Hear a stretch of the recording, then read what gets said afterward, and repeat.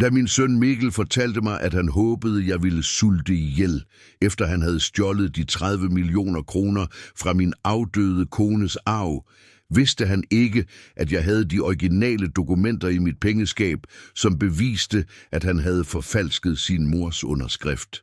Det, han gjorde bagefter, var så grusomt, at jeg besluttede at slette ham fra mit liv for evigt. Før vi fortsætter, så abonner venligst på Williams hævnhistorier. Slå notifikationer til, for vi har nye historier hver dag. Giv et like og fortæl os i kommentarerne, hvilken by du ser med fra.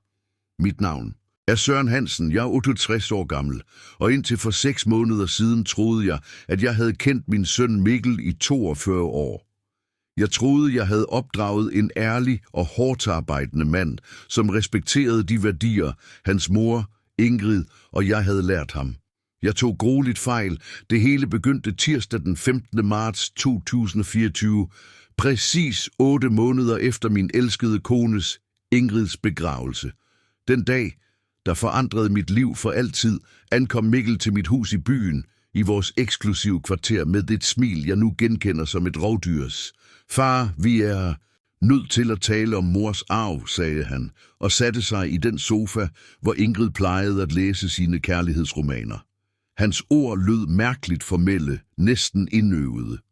Jeg burde have indset det allerede der. Mikkel tog derefter en beige mappe frem og lagde den på sofabordet. Jeg har gennemgået alle papirerne med min advokat, og det viser sig, at mor gjorde alt klart i sit testamente. Sommerhuset ved kysten, firmaets aktier og de 30 millioner kroner på opsparingskontiene. Det hele står i mit navn. Verden stod stille et øjeblik. Ingrid og jeg havde diskuteret vores testamenter mange gange. Hun var altid meget klar i mælet. Hun ønskede, at jeg skulle arve alt, og efter jeg var gået bort, skulle Mikkel modtage arven. Det var en logisk beslutning, da jeg var ældre og ville have brug for ressourcerne i mine sidste år. Mikkel, det kan ikke være rigtigt, sagde jeg og mærkede en mærkelig kulde løbe ned ad ryggen. Din mor og jeg var enige om, at jeg skulle arve hendes formue, og du ville modtage den efter min død. Mikkels udtryk ændrede sig øjeblikkeligt. Masken som den bekymrede søn forsvandt og afslørede noget, der fik det til at løbe mig koldt ned ad ryggen. Far, lad nu være med at blive forvirret i din alderdom. Her er de officielle dokumenter underskrevet af mor og bekræftet af notaren, advokat Møller. Alt er i den skønneste orden. Jeg tog dokumenterne med skældende hænder. Ganske rigtigt, der var Ingrids underskrift, tilsyneladende ægte, som efterlod hele hendes formue direkte til Mikkel. Men noget føltes forkert. Jeg kendte min kones håndskrift som min egen bukselomme efter 45 års ægteskab. Og selvom underskriften lignede hendes, var der noget anderledes. Jeg har brug for tid til at bearbejde det her, mumlede jeg og følte, at rummet snurrede rundt om mig. Der er ikke noget at bearbejde, far. Jeg har allerede startet alle de juridiske procedurer. Pengene er allerede ved at blive overført til min konto. Sommerhuset ligeså. Mikkel rejste sig og glattede sin skjorte med en arrogance, jeg aldrig før havde set hos ham. Betragt det som et forskud på din arv. Det hele ville alligevel have været mit til sidst. Det var der, jeg sagde noget, der ville ændre vores forhold for evigt. Mikkel, hvis det her er ægte, vil jeg respektere din mors ønske. Men hvis jeg finder ud af, at der er noget uregelmæssigt ved disse dokumenter, vil konsekvenserne være alvorlige. Min søn lå.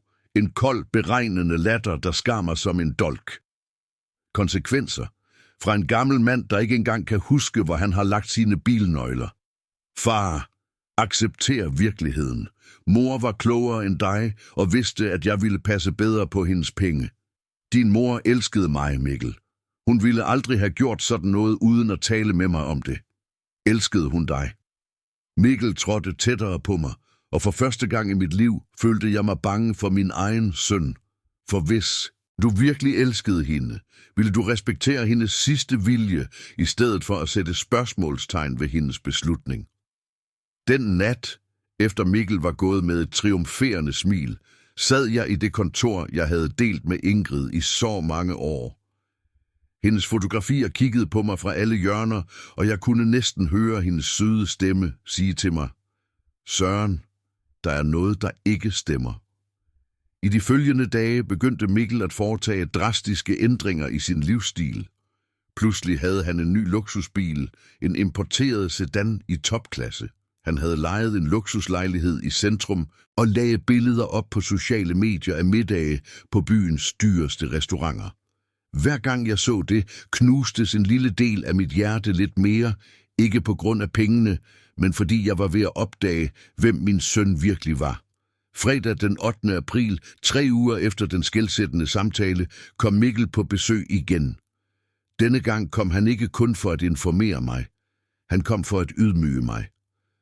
Far, jeg har tænkt over din situation, sagde han, og undersøgte familiebillederne, som var de varer i en genbrugsbutik. Jeg synes, du skulle overveje at flytte til et sted, der er mere passende for din alder og dine nye økonomiske omstændigheder. Dette er mit hjem, Mikkel. Jeg boede her med din mor. Alle vores minder er her. Minder betaler ikke regningerne, far.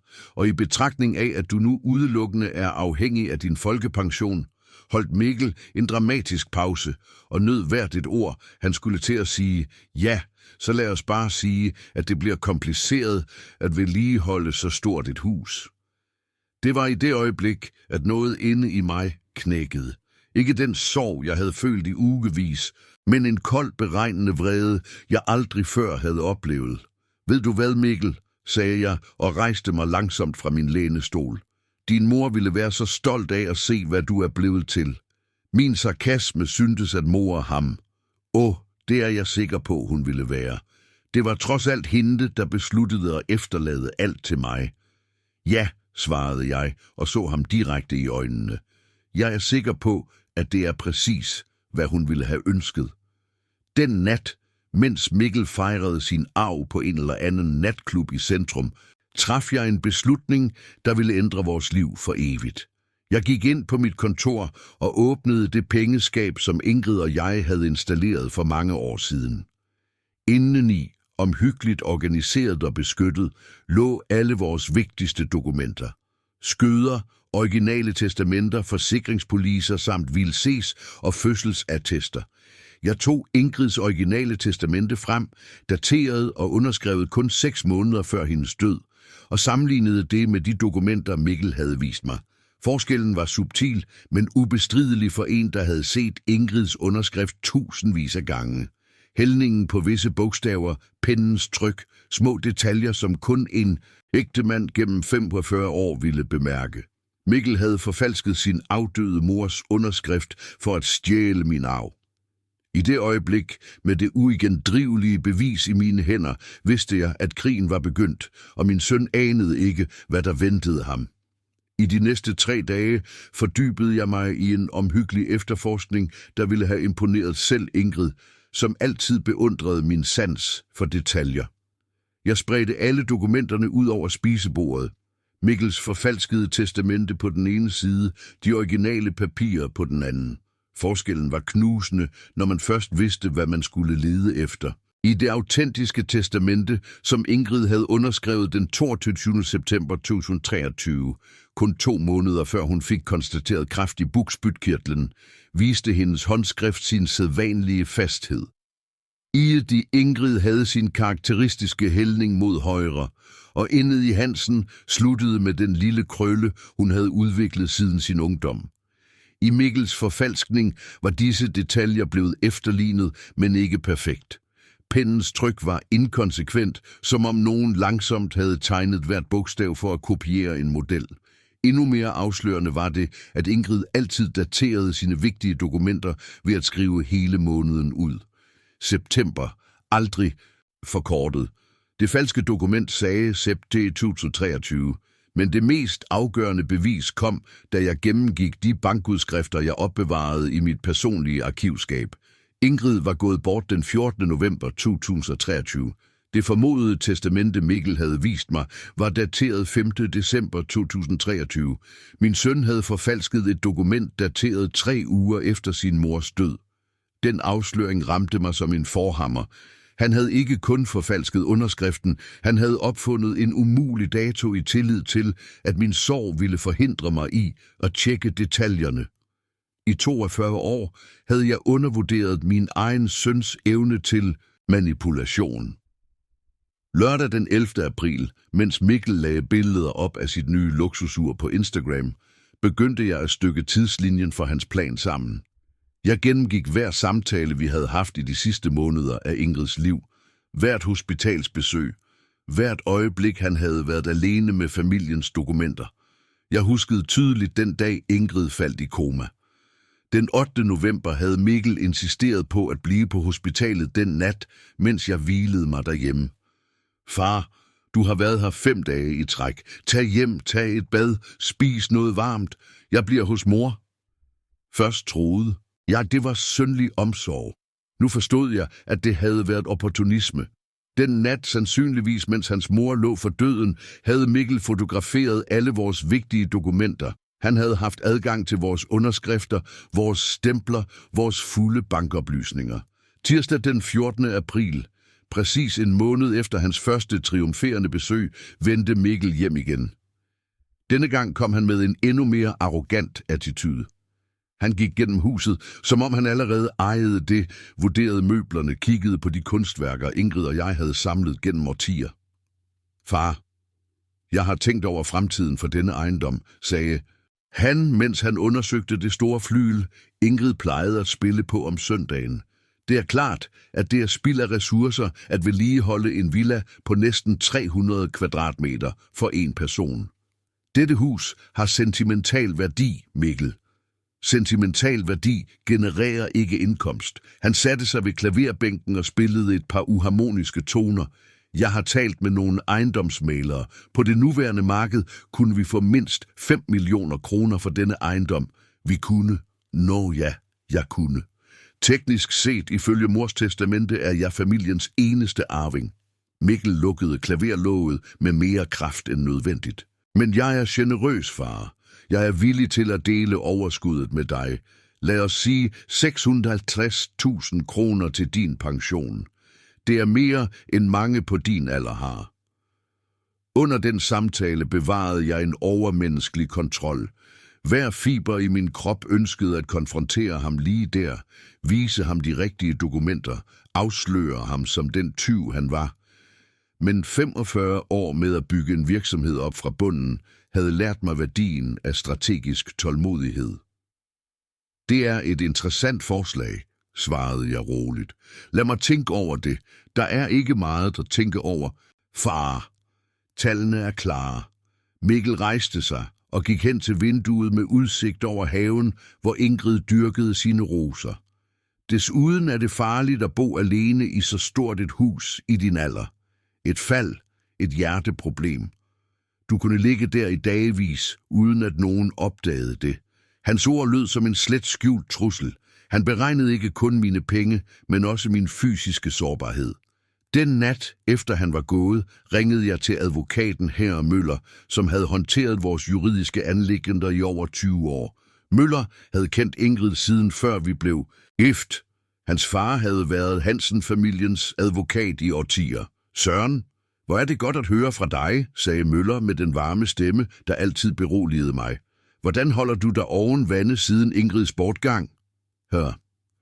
Møller, jeg er nødt til at stille dig et meget specifikt spørgsmål om Ingrids testamente.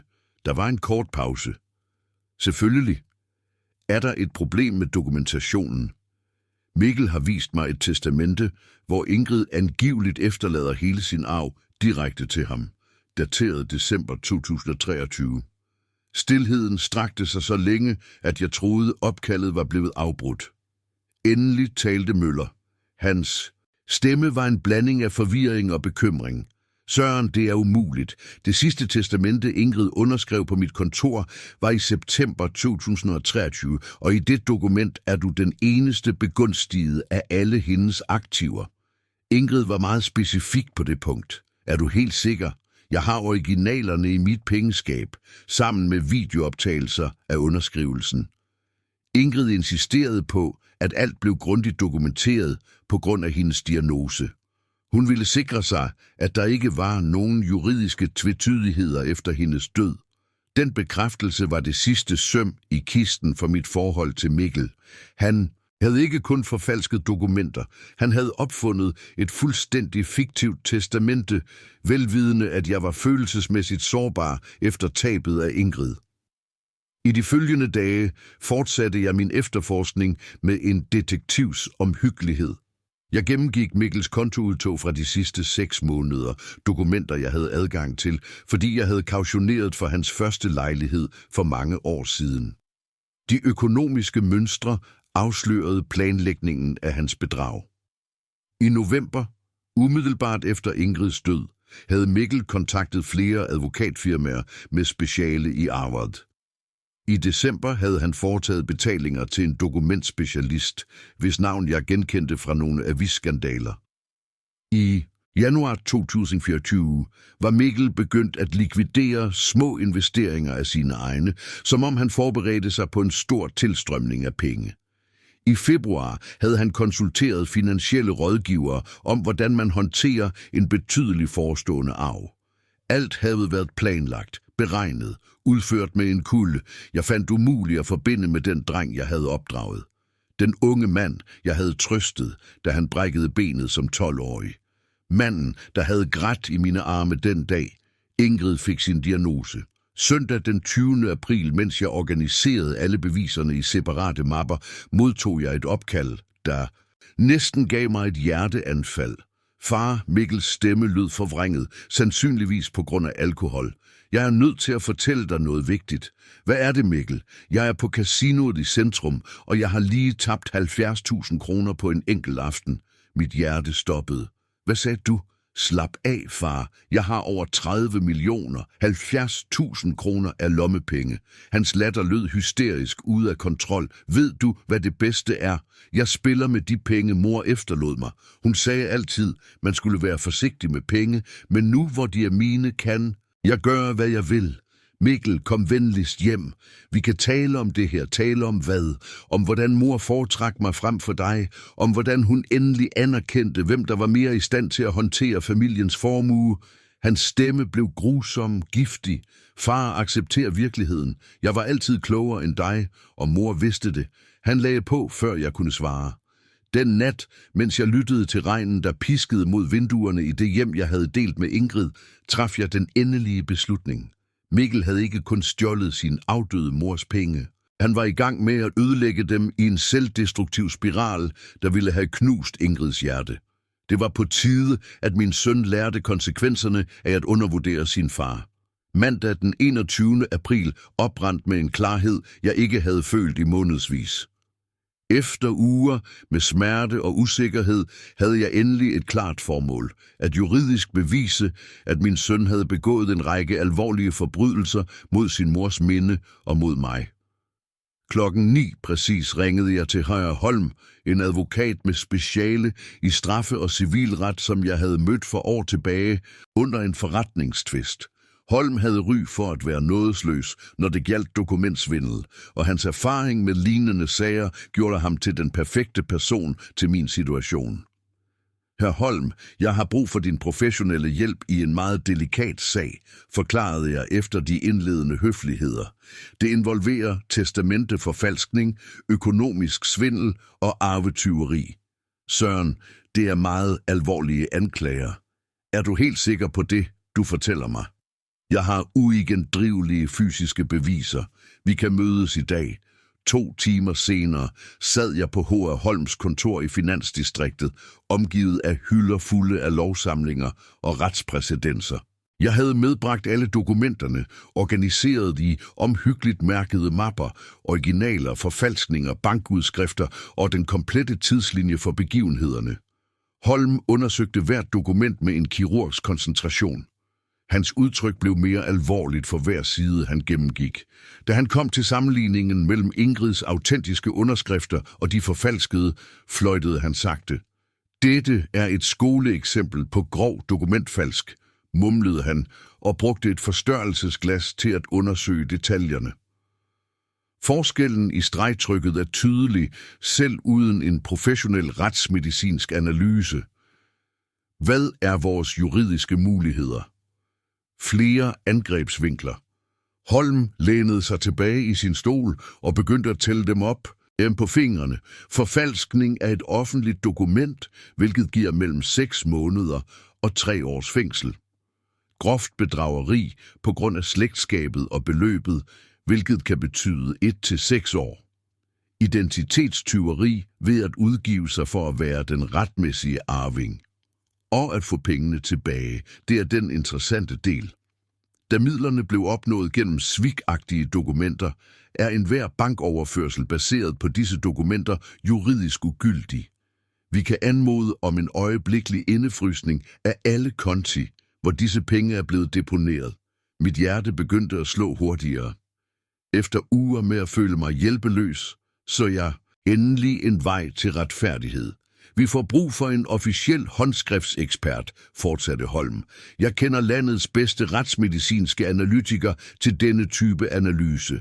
Hans navn er Heyer Vagn, og han har vidnet i højt profilerede sager de sidste 15 år. Hvor lang tid vil hele processen tage for at få indefrysningskendelserne? Jeg kan indgive stævningen i morgen formiddag. Byretten er effektiv i sager om økonomisk svindel i familien. Hvad angår håndskriftsanalysen, kan Vagn have foreløbige resultater inden for 72 timer. Den eftermiddag, mens Holm forberedte den juridiske dokumentation, dedikerede jeg mig til en opgave, jeg havde udskudt, at kontakte alle de banker, hvor Ingrid og jeg havde fælles konti, for at informere dem om den svigagtige situation. Det første opkald var til hovedbanken, hvor Ingrid havde haft sin primære konto, siden hun var 25. Jeg talte med filialdirektøren fru Larsen, som huskede Ingrid perfekt fra hendes regelmæssige besøg gennem årtier. Hør Hansen, jeg er dybt berørt over deres tab, sagde fru Larsen med ægte medfølelse. Fru Hansen var en af vores mest elskede kunder. Hvordan kan jeg hjælpe? Fru Larsen, jeg er nødt til at anmelde en svindelsag i forbindelse med Ingrids konti. Jeg har grund til at tro, at nogen har brugt forfalskede dokumenter for at få adgang til hendes midler. Fru Larsens tone skiftede øjeblikkeligt til professionel og opmærksom. Herr Hansen, det er yderst alvorligt. Kan de komme til filialen med det samme? Vi er nødt til at dokumentere denne klage officielt. I bankfilialen gennemgik fru Larsen alle bevægelserne på Ingrids konti siden november. Det vi opdagede var endnu værre, end jeg havde forestillet mig. Mikkel havde ikke kun overført de 30 millioner kroner. Han havde brugt de forfalskede dokumenter til at få adgang til en investeringskonto, jeg ikke kendte til, hvor Ingrid havde sparet yderligere 5 millioner kroner op i statsobligationer. Hør Hansen, ifølge vores optegnelser blev disse overførsler foretaget ved at fremvise en fuldmagt, der angiveligt gav Mikkel Hansen fuld kontrol over alle fru Hansens konti, forklarede direktøren og printede de relevante dokumenter. Kan I øjeblikkeligt indefryse enhver konto, hvor disse midler er blevet deponeret? Når vi har retskendelsen, ja. Men jeg kan fortælle dem, at vi har identificeret 3 forskellige konti, hvor der er foretaget betydelige indskud i de seneste måneder. Tirsdag den 22. april ankom herr Vagn, den retsmedicinske ekspert, til mit hus for at udføre analysen. Han var en omhyggelig mand i slutningen af 50'erne med specialiseret forstørrelsesglas og en mappe fuld af instrumenter, der lignede noget fra en detektivfilm. H.R. Hansen. Jeg har gennemgået de dokumenter, deres advokat sendte mig, sagde han og satte sit udstyr op på mit spisebord. Ved første øjekast er der åbenlyse uoverensstemmelser mellem de autentiske skriftprøver og de omstridte dokumenter. I de næste 3 timer underkastede Vagn hvert dokument en mikroskopisk granskning. Han brugte ultraviolet lys til at analysere blækket, målte stregtrykket med specialiserede instrumenter og sammenlignede hvert bogstav med autentiske prøver af Ingrids håndskrift, som jeg havde fremlagt. Beviserne er afgørende, sagde han til sidst. Disse underskrifter er lavet af en person, der forsøgte at efterligne deres kones håndskrift, men de manglede den muskelhukommelse, der er udviklet gennem årtiers skrivning på en bestemt måde. Forskellene er subtile for det utrænede øje, men umiskendelige under retsmedicinsk analyse. Hvor stærkt er dette bevis i retten uigendriveligt. Jeg har 30 års erfaring med at vidne i lignende sager, og jeg har sjældent set så åbenlyse forfalskninger. Den, der gjorde dette, undervurderede groft sofistikationen i moderne håndskriftsanalyse. Onsdag den 23. april indgav Hunner Holm officielt den strafferetlige anmeldelse mod Mikkel ved byretten. Anmeldelsen omfattede alle de forbrydelser, vi havde identificeret, understøttet af håndskriftsanalysen, bankudskrifter og vidneudsagn. Samme eftermiddag modtog jeg et opkald, der fyldte mig med en tilfredshed, jeg ikke havde følt i månedsvis. Hr. Hansen, her er dommer Katrine Høgh fra byretten, afdeling 12. Vi har gennemgået deres anmeldelse og de fremlagde beviser. I betragtning af anklagernes alvor og styrken af de foreløbige beviser, fortsætter vi med øjeblikkelige forholdsregler. Hvad betyder det præcist? Det betyder, at vi i morgen tidlig vil fortsætte med den forebyggende beslaglæggelse af alle bankkonti, hvor de svigagtigt opnåede midler er blevet deponeret. Alle aktiver erhvervet med disse penge vil også blive indefrosset. Den nat, da jeg forberedte middag i det køkken, hvor Ingrid plejede at eksperimentere med nye opskrifter, følte jeg for første gang i månedsvis, at jeg ærede hendes minde korrekt. Jeg ville ikke tillade, at hendes minde blev plettet af vores egen søns grådighed og forræderi. Torsdag den 24. april kl. 8 mødte retsbetjente op samtidigt på 3 steder. Den luksuslejlighed Mikkel havde lejet, BMW-forhandleren, hvor hans nye bil holdt parkeret, og kontorerne for den hovedbank, hvor han havde sin primære konti. Jeg var ikke direkte vidne til nogen af disse procedurer, men Holm holdt mig informeret minut for minut via telefonopkald. Søren, kendelserne er blevet eksekveret uden problemer, informerede han mig klokken 10. Alle Mikkels konti er blevet indefrosset. BMW'en er blevet beslaglagt, og hans udlejer er blevet underrettet om, at depositummet og lejlighedsbetalingerne blev foretaget med midler af svigagtig oprindelse. Og Mikkel, ved han, hvad der sker? Ikke endnu. Betjentene behøvede ikke at kontakte ham direkte. Han finder ud af det, når han forsøger at få adgang til sine konti eller bruge sin kreditkort. Jeg tilbragte resten af dagen i en tilstand af nervøs forventning. Jeg vidste, at Mikkel på et hvilket som helst tidspunkt ville opdage, at hans verden, bygget på løgne og forfalskede dokumenter, var ved at kollapse. Og når det skete, ville jeg endelig kende den sande personlighed hos den mand, jeg havde opdraget i 42 år. Ventetiden var ved at være forbi, og retfærdigheden begyndte endelig at bevæge sig med den ubønhørlige præcision, som Ingrid altid havde beundret ved retssystemet. Fredag den 25. april begyndte min tavse operation for metodisk at afmontere det luksusliv, Mikkel havde bygget med sin mors stjålne penge. Mens han sov, sandsynligvis med tømmermænd, efter endnu en nat med ødselhed på casinoerne i centrum, var jeg allerede i gang med at udføre den første fase af min plan. Klokken 7 om morgenen kontaktede jeg det eksklusive ejendomsmæglerfirma, der administrerede den luksuslejlighed, Mikkel havde lejet i en skyskraber. Jeg talte direkte med ejeren, Herre Sand, en forretningsmand, der havde arvet flere bygninger i centrum. Herr Sand, mit navn er Søren Hansen. Jeg er far til lejeren, Mikkel Hansen, i lejlighed 312 i deres bygning. Ja, jeg kender deres søn. En meget elegant ung mand. Hvordan kan jeg hjælpe dem? Jeg må desværre informere dem om, at min søn har betalt lejen med svigagtigt opnåede midler. Jeg har en retskendelse her, der bekræfter, at alle pengene brugt til depositum og månedlige betalinger stammer fra en konto finansieret af forfalskede dokumenter. Stilheden i den anden ende af linjen var lang. H.R. Sand var en erfaren forretningsmand, der straks forstod de juridiske implikationer af det, jeg forklarede. H.R. Hansen, dette er meget alvorligt. Hvad skal jeg gøre? Lejekontrakten skal ophæves øjeblikkeligt på grund af betalingernes ulovlige oprindelse. I henhold til loven er enhver kontrakt, der er finansieret med penge fra kriminelle aktiviteter, ugyldig. 2 timer senere modtog jeg bekræftelse på, at Mikkels kontrakt var blevet annulleret. Han havde fået 24 timer til at forlade lejligheden, og depositummet på 40.000 kroner ville blive tilbageholdt som kompensation for de juridiske ulemper.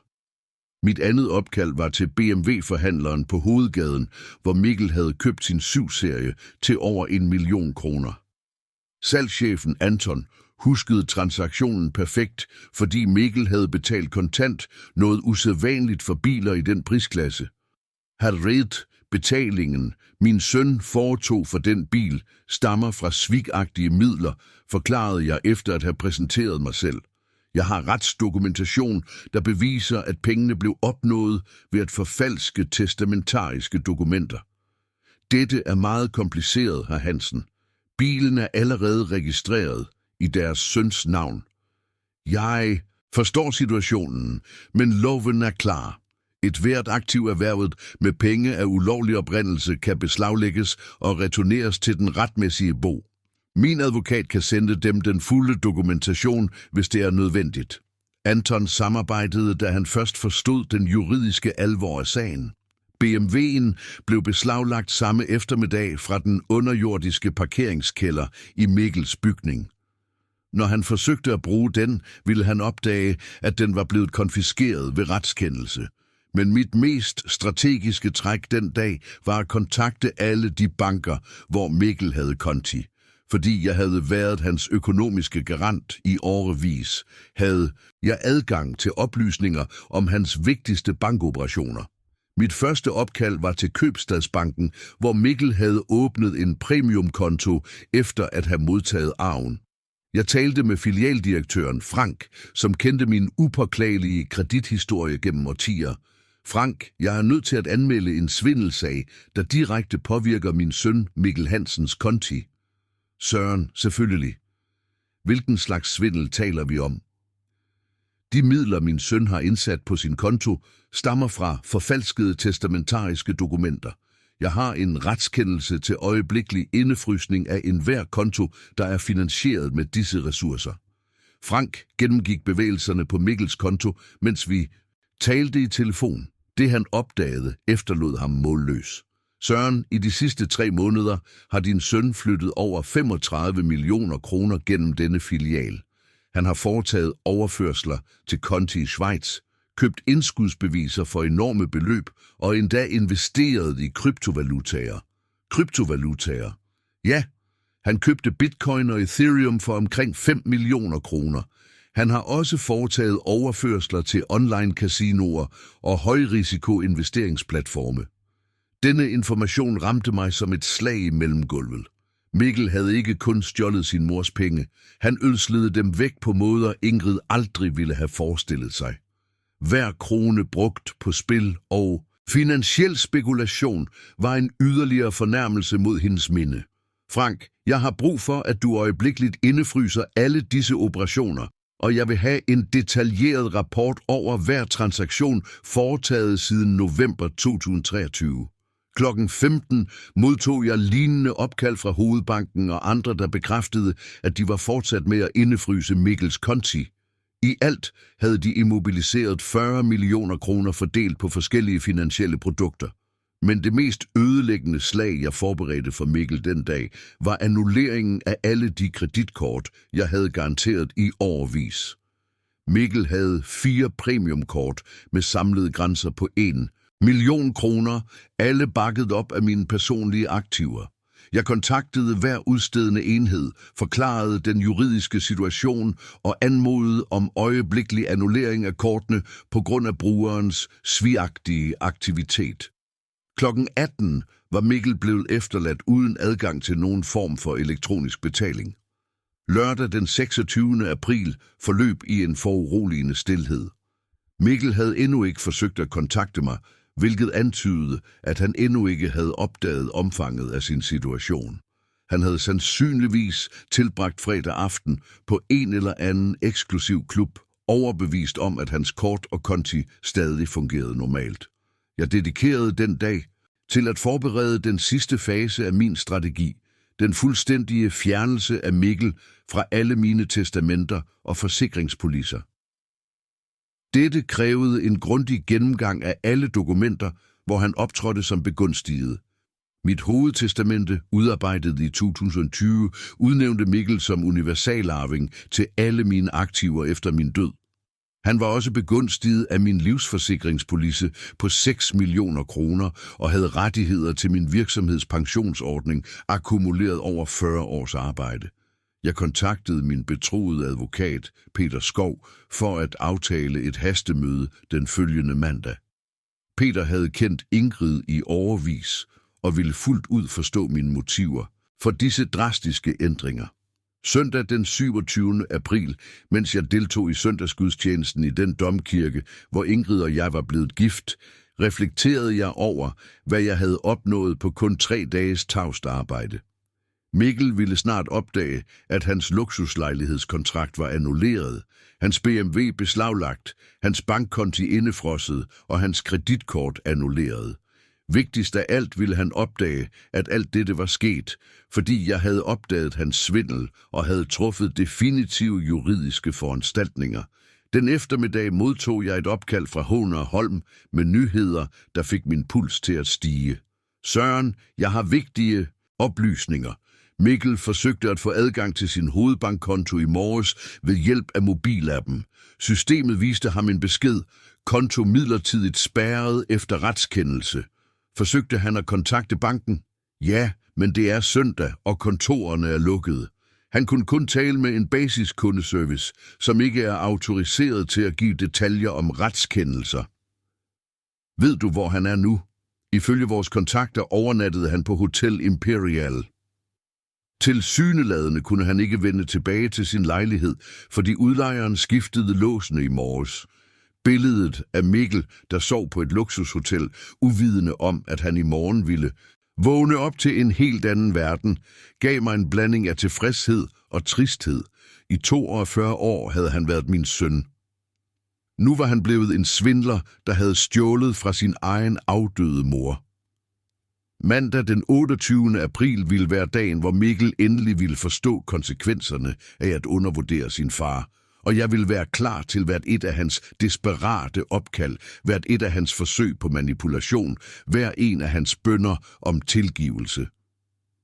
Retfærdigheden bevægede sig langsomt, men med en ubønhørlig præcision, som Ingrid ville have beundret, og det bedste var, at Mikkel stadig ikke anede, at krigen var begyndt, og at han allerede var ved at tabe den. Mandag den 28. april kl. 9 præcis ankom jeg til Peter Skovs advokatkontor i byens parkkvarter.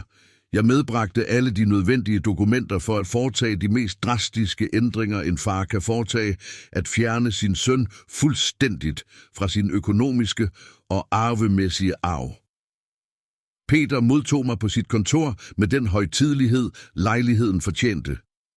Han var en 63-årig mand, der havde håndteret min families juridiske anliggender i over 2 årtier. Han havde udarbejdet Ingrids testamente, bekræftet købet af vores hus og været vidne til alle de vigtige øjeblikke i vores liv. Søren, jeg har gennemgået den dokumentation, du sendte mig om situationen med Mikkel, sagde han og organiserede papirerne på sit mahognibord.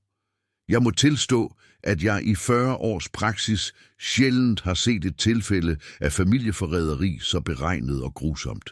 Peter, jeg har brug for, at du forstår, at jeg ikke træffer denne beslutning af hævn, men af princip. En mand, der er i stand til at forfalske sin afdøde mors underskrift for at stjæle hendes arv, fortjener ikke en eneste krone af min ejendom. Peter nikkede alvorligt. Jeg forstår fuldt ud dine motiver. Lad os fortsætte med de testamentariske ændringer. Processen var omhyggelig og udtømmende. Først gennemgik vi mit nuværende testamente linje for linje og identificerede enhver omtale af Mikkel som begunstiget. Det var nedslående at se, hvor mange gange jeg havde inkluderet særlige bestemmelser for at sikre hans fremtidige velbefindende. Her er hovedklausulen, påpegede Peter. Jeg udnævner som min eneste og universelle arving til alle mine aktiver, rettigheder og handlinger min søn Mikkel Hansen, med håbet om, at han vil ære sin mors minde og fortsætte de familieværdier, vi har dyrket i generationer. De ord, skrevet for kun 4 år siden, med så megen faderlig kærlighed, lød nu som en grusom skæbnens ironi. Jeg vil have den klausul fuldstændig fjernet og erstattet, sagde jeg til Peter. I stedet vil jeg oprette et velgørende legat, der virkelig ærer Ingrids minde. I løbet af de næste 2 timer udarbejdede vi et helt nyt testamente. Hele min formue, anslået til ca. 22 millioner kroner, ville blive fordelt mellem 3 velgørende organisationer, som Ingrid havde støttet i løbet af sit liv. Hjerteforeningen, Byens Sociale Fond og Kræftens Bekæmpelse. Jeg vil også inkludere en specifik klausul om Mikkel, forklarede jeg til Peter, mens han transkriberede mine instruktioner. Jeg vil have, at det udtrykkeligt anføres, at Mikkel Hansen er udelukket fra enhver testamentarisk fordel på grund af retsligt beviste svigagtige handlinger mod familieformuen. Søren, det er en meget stærk klausul. Når den først er inkluderet, vil det være praktisk talt umuligt for Mikkel at anfægte testamentet juridisk. Præcis hvad jeg er ude efter. Mens Peter forberedte den endelige dokumentation, tog jeg mig af den anden fase af min plan, at ændre mine livsforsikringspolicer. Jeg kontaktede mit forsikringsselskab, Dansk Livsforsikring, hvor jeg havde opretholdt en police på 6 millioner kroner de sidste 20 år. Min policerådgiver Anne havde håndteret min konto fra begyndelsen og kendte min familiesituation perfekt. H.R. Hansen, at ændre begunstiget på en så betydelig police kræver specifik dokumentation, forklarede hun, da jeg informerede hende om mine hensigter. Er de helt sikre på, at de vil fjerne deres søn som den eneste begunstigede? Anne, jeg er mere sikker på dette end nogen anden beslutning, jeg nogensinde har truffet. Jeg ønsker, at den begunstigede skal være Ingrid Hansens fond for kræftforskning. En fond opkaldt efter deres kone.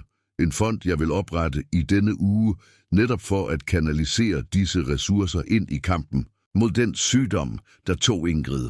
Det er den mest passende måde at ære hendes minde på. Processen med at ændre begunstiget blev afsluttet på 40 minutter. Mikkel var gået fra at være modtager af 6 millioner kroner ved min død til at modtage absolut intet. Og det bedste var, at han ikke havde nogen måde at vide det på, før det var for sent at omgøre det. Klokken 14 tog jeg i banken for at ændre min virksomheds pensionsordning. Gennem 40 års arbejde havde jeg akkumuleret en pensionsfond til en værdi af 4 millioner kroner, penge, der oprindeligt var tænkt som et supplement til Mikkels arv. Finansrådgiveren Thomas gennemgik med mig alle de tilgængelige muligheder for at ændre destinationen for disse midler. H.R. Hansen, de kan udpege nye begunstigede, men de har også mulighed for at omdanne planen til en livrente, der udløber ved deres død, forklarede han. På den måde kan ingen gøre krav på disse midler, efter de er gået bort. Den anden mulighed lyder perfekt. Jeg ønsker ikke, at en eneste krone fra mine mere end 4 årtiers arbejde ender i hænderne på en, der ikke fortjener det. Mens vi udfyldte papirarbejdet, modtog jeg det første tegn på, at Mikkel begyndte at indse sin situation. Min telefon vibrerede med en sms, der sendte en kuldegysning ned ad ryggen på mig. Far, der sker noget mærkeligt med min bankkonti. Kan vi tale sammen? Jeg svarede ikke med det samme. Jeg havde ventet på dette øjeblik i dagevis og ønskede, at Mikkel skulle opleve al den angst, der følger med ikke at forstå, hvad der skete. Efter hvad han havde gjort mod mig, fortjente han at føle i det mindste en brøkdel af den kval, jeg havde gennemlevet ved at opdage hans forræderi. Klokken 16 afsluttede jeg den sidste store ændring i min plan, ændringen af fuldmagterne. I årevis havde Mikkel haft en begrænset fuldmagt til at handle på mine vegne i visse økonomiske anliggender. En forholdsregel Ingrid og jeg havde taget med tanke på min alderdom. Tilbage på Peters advokatkontor tilbagekaldte vi formelt alle de beføjelser, Mikkel havde over mine anliggender. Vigtigere endnu oprettede vi nye fuldmagter til fordel for hr. Holm, min advokat, som ville have fuld myndighed til at håndtere mine anliggender, hvis jeg nogensinde blev inhabil. Mikkel har ikke længere nogen juridisk myndighed over din formue, bekræftede Peter efter at have afsluttet al dokumentationen. Hvis han forsøgte at bruge et tidligere dokument, ville han begå endnu en forbrydelse af magtmisbrug. Da jeg forlod advokatkontoret i Skumringen, bar jeg kopier af alle de dokumenter, der netop radikalt havde ændret Mikkels økonomiske fremtid i løbet af 8 timer. Jeg havde fuldstændig fjernet ham fra mit testamente, min livsforsikring, min pensionsordning og enhver juridisk myndighed over mine beslutninger. Min telefon havde modtaget yderligere 6 beskeder fra Mikkel i løbet af eftermiddagen, hver især mere presserende end den sidste. Far, jeg er nødt til at tale med dig hurtigst muligt. Banken fortalte mig, at der er problemer med min konto. Ved du noget? Far, svar venligst. Der sker noget meget alvorligt. Hvorfor svarer du ikke? Jeg er bekymret, far. De har annulleret mine kreditkort, og jeg forstår ikke hvorfor. Ring til mig, er du sød. Jeg har brug for din hjælp. Den udvikling i beskederne viste mig præcis, hvad jeg forventede. Mikkel begyndte at forstå, at hans luksusverden var ved at kollapse, men han havde endnu ikke forbundet begivenhederne med sine egne kriminelle handlinger. Den aften, mens jeg spiste middag alene i det køkken, hvor Ingrid plejede at tilberede sine kulinariske specialiteter, reflekterede jeg over, hvad jeg havde opnået på mindre end en uge. Jeg havde opbygget en solid juridisk sag mod Mikkel, genvundet kontrollen over de stjålne midler, elimineret hans adgang til alle finansielle ressourcer og fuldstændig omskrevet min arv for at udelukke ham fra enhver fremtidig fordel. Men jeg vidste, at det sværeste endnu var i vente. Snart ville Mikkel forstå, at jeg havde opdaget hans svindel, og jeg skulle stå over for den mest smertefulde samtale i mit liv, at forklare min søn, at han uigenkaldeligt havde ødelagt vores forhold, og at han måtte leve med konsekvenserne af at have forrådt sin mors minde. Telefonen ringede igen kl. 21. Denne gang besluttede jeg at svare. Det var på tide, at Mikkel begyndte at forstå omfanget af, hvad han havde gjort, og de konsekvenser, han skulle stå overfor. Den tavse fase af mit svar var forbi. Nu begyndte den direkte konfrontation. Hallo? Jeg tog telefonen med en ro, der bevidst stod i kontrast til den presserende tone, jeg havde opfanget i Mikkels beskeder hele dagen. Far, gudskelov du svarer. Mikkels stemme lød ophidset, næsten desperat. Jeg har brug for, at du forklarer, hvad der foregår. Der sker noget meget mærkeligt med alle mine konti. Noget mærkeligt? Forklar mig præcis, hvilken slags problemer du oplever, Mikkel. Tja, i morges prøvede jeg at betale for morgenmad på hotellet, og mit kort blev afvist. Jeg troede, det var en systemfejl, men så prøvede jeg de andre 3 kort, og de blev alle afvist. Jeg holdt en pause og lod stilheden strække sig længe nok til, at Mikkel kunne mærke ubehaget. Og hvad skete der ellers? Jeg gik i banken, og de fortalte mig, at min hovedkonto er, som de sagde, midlertidigt spærret efter retskendelse. Ved du noget om det? For ærligt talt, far, så begynder jeg at tro, at nogen forsøger at skade mig. Ironien i hans ord ramte mig som et slag i ansigtet. Mikkel, som havde forfalsket dokumenter for at stjæle sin afdøde mors arv, troede nu, at han var offer for en sammensværgelse mod ham. Mikkel, har du overvejet muligheden for, at disse problemer er relateret til noget, du har gjort? Noget, jeg har gjort? Far, jeg forstår ikke, hvad du taler om. Jeg har ikke gjort noget forkert. Jeg har været fuldstændig gennemsigtig over for dig om mors arv. Fuldstændig gennemsigtig. Min stemme fik en koldere tone. Er du sikker på det? Jeg kunne høre Mikkel trække vejret tungere i den anden ende af linjen. Hans selvtillid var begyndt at slå revner, selvom han stadig ikke helt forstod hvorfor. Far, jeg ved ikke, hvad du antyder, men jeg har brug for din hjælp lige nu. Jeg har ikke adgang til mine penge. De smed mig ud af lejligheden, fordi der åbenbart er problemer med betalingerne, og min bil er beslaglagt på parkeringspladsen. Det er som om nogen har besluttet at ødelægge mit liv fra den ene dag til den anden. Og du har ingen anelse om, hvem der kunne stå bag alt dette. Nej, det er derfor, jeg ringer til dig.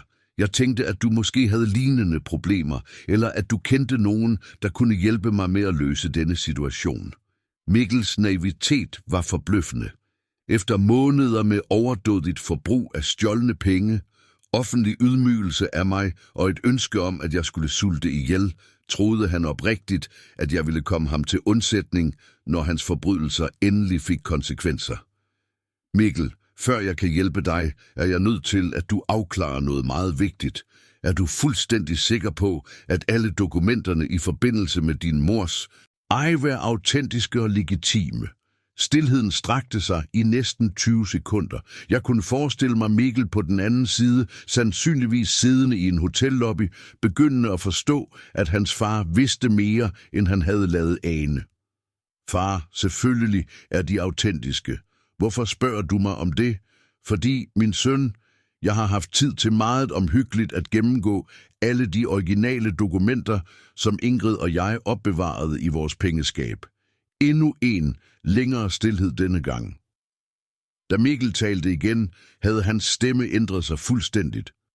Den tidligere desperation var blevet erstattet af noget, der mindede om kontrolleret panik. Jeg forstår ikke, hvad du mener med det. Jeg tror, du forstår perfekt, hvad jeg mener. Spørgsmålet er, om du har ærligheden til at indrømme det, eller om du vil fortsætte dette skuespil til det sidste. Far, du taler i gåder, og jeg forstår det ikke. Hvis du har noget at sige til mig, så sig det klart. Den resterende arrogance i hans stemme bekræftede, at Mikkel stadig troede, han kunne manipulere situationen. Selv stillet over for beviser på, at jeg vidste sandheden, forsøgte han stadig at opretholde sin version af fakta. Godt, Mikkel. Jeg skal sige det med fuld klarhed. Jeg tog en dyb indånding, før jeg udtalte de ord, der ville ændre vores forhold for evigt. Jeg ved, du forfalskede din mors underskrift på testamentet. Jeg ved, du opfandt et dokument, dateret efter hendes død. Og jeg ved, du stjal 30 millioner kroner, der juridisk tilhørte mig. Stilheden, der fulgte, var øredøvende.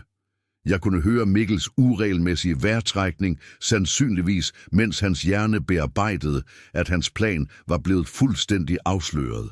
Det er en meget alvorlig anklage, far. Det er ikke en anklage, Mikkel. Det er et faktum bevist ved professionel håndskriftsanalyse og bakket op af en retskendelse.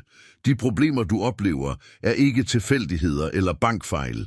De er de direkte juridiske konsekvenser af dine forbrydelser. Mine forbrydelser. Mikkels stemme gik en oktav op. Er du sindssyg? Jeg har ikke begået nogen forbrydelse. Mors testamente er fuldstændig legitimt. Det testamente, du viste mig, er dateret den 5. december 2023. Din mor døde den 14. november 2023. Hvordan forklarer du den datoforskel? Denne gang strakte stilheden sig så længe, at jeg troede, han havde lagt på. Da han endelig talte, havde Mikkel antaget en helt anden tone, aggressiv og truende. Hør her, far. Jeg ved ikke, hvilket spil du spiller, men det her er gået for vidt. Måske lavede jeg en lille fejl med datorerne, men det ændrer ikke det grundlæggende faktum. Mor ville have, at jeg skulle arve hendes penge. En lille fejl, Mikkel. At forfalske et testamentarisk dokument er en alvorlig forbrydelse, der giver flere års fængsel. Fængsel. Hans stemme knækkede let. Far, det her er latterligt. Jeg er din søn. Du vil da ikke sende mig i fængsel for en familiemisforståelse. Du er ikke længere min søn. Ordene forlod min mund med en kulde, der overraskede selv mig. Min søn ville have respekteret sin mors minde. Min søn ville aldrig have stjålet fra hendes grav. Min søn ville ikke have ønsket, at jeg skulle sulte ihjel efter at have begået disse forbrydelser. Det her er vanvittigt. Du er fuldstændig vanvittig. Hvad der er vanvittigt, Mikkel, er at tro, at du kunne slippe afsted med at bestjæle og ydmyge mig uden konsekvenser. Hvad der er vanvittigt, er at tro, at din mor ville være stolt af at se dig bruge hendes penge på casinoer og luksus, mens du ønskede, at hendes mand skulle sulte. Jeg har aldrig sagt det.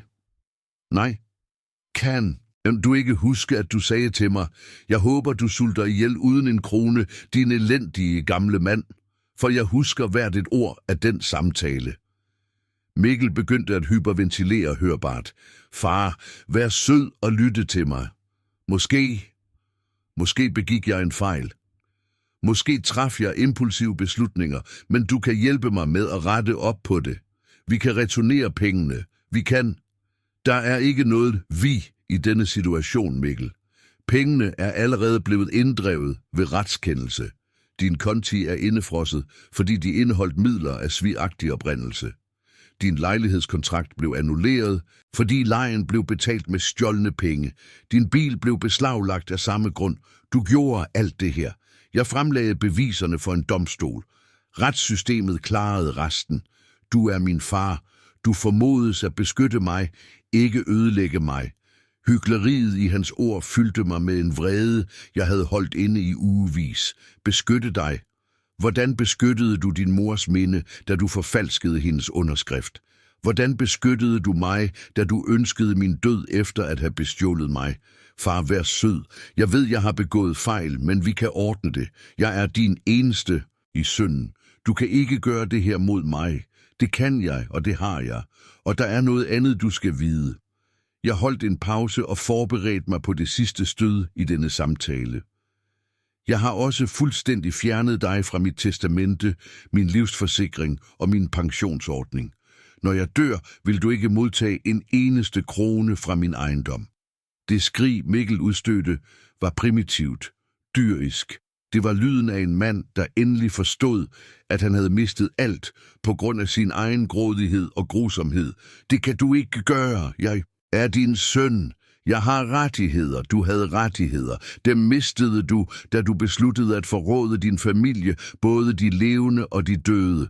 Opkaldet sluttede brat, da Mikkel lagde på, sandsynligvis ude af stand til at bearbejde omfanget af de konsekvenser, han stod overfor. Men jeg vidste, at dette kun var begyndelsen. Hans verden var ved at kollapse, og de næste par timer ville vise ham præcis, hvor meget magt han havde mistet ved at undervurdere sin far. De næste 24 timer var en virvelvind af desperate opkald, der dokumenterede den fuldstændige opløsning af den kunstige verden. Mikkel havde bygget med sin mors stjålne penge. Min telefon begyndte at ringe 6:00 om morgenen tirsdag, den 29. april, og stoppede ikke med at ringe tvangspræget i timevis. Far, vær sød og genovervej det, bad Mikkel i dagens første opkald. Hans stemme var hæs, som om han havde grædt hele natten. Du kan ikke ødelægge din eneste søns liv på grund af en misforståelse.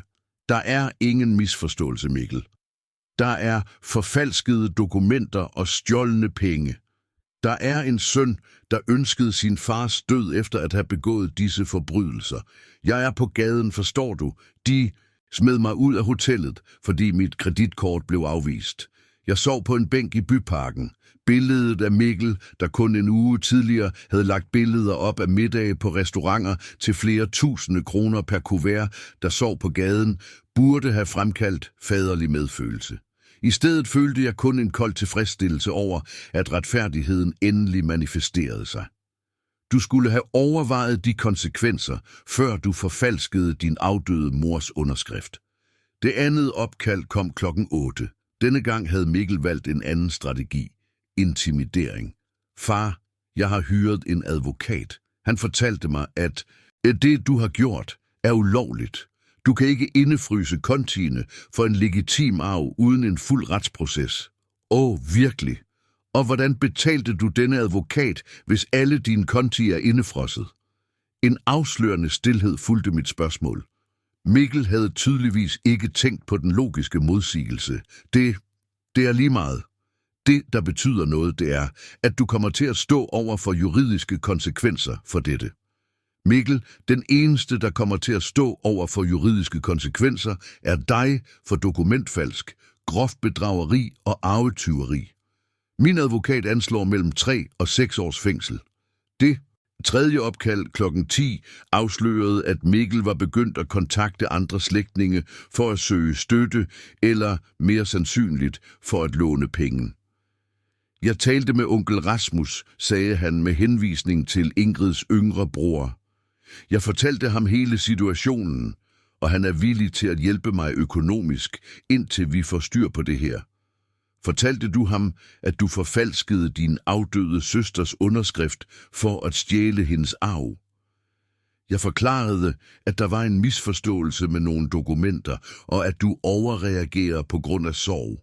Mikkels manipulation kendte ingen grænser. Selv i sin desperation forsøgte han stadig at kontrollere fortællingen og fremstille mig som en gammel mand, der var forvirret af sorg, i stedet for den forrådte far, jeg virkelig var. Mikkel, Rasmus kender allerede sandheden. Jeg sendte ham kopier af alle de retsmedicinske beviser i går aftes. Endnu en stilhed, derefter en eksplosion af vrede, der afslørede min søns sande personlighed. Din søn er en. Hvordan kunne du gøre det mod dit eget kød og blod? Mor ville skamme sig over dig. Din mor ville skamme sig over den tyv, du er blevet. Det 4. opkald kom ved middagstid, og denne gang lød Mikkel fuldstændig desperat. Far, jeg har ikke spist siden i går. Jeg har ikke en eneste krone i kontanter. Vær sød, giv mig bare nogle penge til at overleve, mens vi får styr på det her.